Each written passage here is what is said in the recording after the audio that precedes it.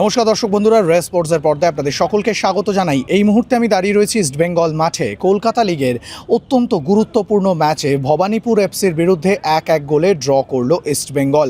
ভবানীপুরের বিজয় রথ থামলো ইস্টবেঙ্গলের সামনে। অন্যদিকে ইস্টবেঙ্গলের কাছে এই ম্যাচটা ছিল অত্যন্ত গুরুত্বপূর্ণ, কারণ লিগ টেবিলের দিকে যদি নজর রাখা যায়, ভবানীপুর এই মুহূর্তে রয়েছে শীর্ষস্থানে। ম্যাচ জিততে পারলে সেই শীর্ষস্থান দখল করার সুযোগ ছিল লাল হলুদ ব্রিগেডের সামনে, কিন্তু সেই সুযোগ তারা কাজে লাগাতে পারলো না।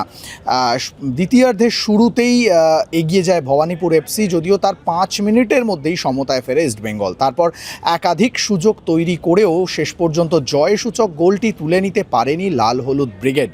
অন্যদিকে রেফারির সিদ্ধান্ত ঘিরে গোটা ম্যাচ জুড়ে পরিস্থিতি উত্তপ্ত হয়ে রইল।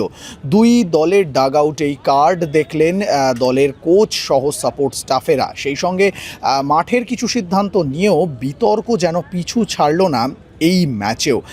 ম্যাচ শেষে যখন সাংবাদিকদের মুখোমুখি হয়ে ইস্টবেঙ্গল রিজার্ভ দলের কোচ অর্চিষ্মান বিশ্বাস কথা বলতে এলেন, তখন রেফারি নিয়ে হয়তো খুব বেশি শব্দ খরচ করলেন না, কিন্তু অস্ফুটে কোথাও বুঝিয়ে দিলেন যে প্রতিটা ম্যাচের পরেই সেই রেফারিং নিয়ে কথা বলতে হচ্ছে।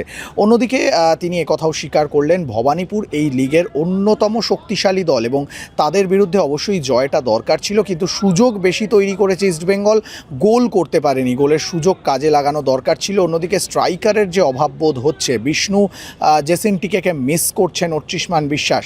ভবানীপুরের বিরুদ্ধে 1-1 গোলে ম্যাচ ড্রয়ের পর কি বললেন তিনি, চলুন শুনে নেওয়া যাক তার মুখ থেকেই। ওরা দুটো হাফ চান্স পেয়েছে, আমি 4টে চান্স ওপেন করেছি। কারা জিততে পারতো আপনারাই বলবেন। ওর থেকে তো পজিটিভ চান্স বিলাল মিস করেছে, ওর থেকে পজিটিভ চান্স মানে সঞ্জীব মিস করেছে, তো হয়ে গেছে। ভবানীপুর এবারের লিগে no doubt one of the best team. সেখানে জিতলে ভালো হতো, ভালো জায়গায় যেতাম। আর আমাদের বেঞ্চ থেকে দুটোই মনে হয়েছে পেনাল্টি, একটা তো হাতে লেগেছে, এখান থেকে মনে হলো পরিষ্কার হাতে লেগেছে, আর এটা তো সঞ্জীবকে টেনে ফেলে দিল, সেটাও এটা খুব ক্লোজ ছিলাম আমরা, তাই অনেকটাই মনে হয়েছে, কিন্তু যতক্ষণ না ক্লিপ দেখছি কিছু বলতে পারবো না। তবে মনে হচ্ছে দুটোই পেনাল্টি ছিল। রেফারিং নেই সেই রেফারিং নিয়ে সবাই বলে যাচ্ছে, মানে আমি শুধু না, আগের দিন বড় ম্যাচে ভবানীপুরও বলেছে, মনমান কোচও বলেছে, সবাই বলছে রেফারিং মান মনে হয় আরেকটু উন্নত হলে ভালো হয়। অদ্ভুত হচ্ছে, দুদিন আগের দিন হয়েছে, আজকেও হয়েছে অদ্ভুত। আমরা বেঞ্চের সামনে বসে দেখছি অপোনেন্টের গায়ে লেগে বল থ্রো হয়ে যাচ্ছে, সেটা উল্টো দিকে চলে যাচ্ছে। যাই হোক, ওরাও হিউম্যান বিইং, ভুল হতে পারে, কিন্তু মানে এত ভুল হলে খেলারও প্রবলেম হয়, প্লেয়ারদেরও ফ্রাস্ট্রেটেড হয়ে যায়, প্লেয়াররা সব দিক দিয়েই প্রবলেম হয়ে যায়। লাস্টে স্ট্রাইকারের সমস্যা তো আছেই আমাদের, মানে আজকে উত্তমও ছিল না, উত্তমের একটু ইঞ্জুরি ছিল, তা এটা প্রবলেম হচ্ছে, দেখা যাক। বিষ্ণু জেসিনাদের কি আজকে মিস করলেন?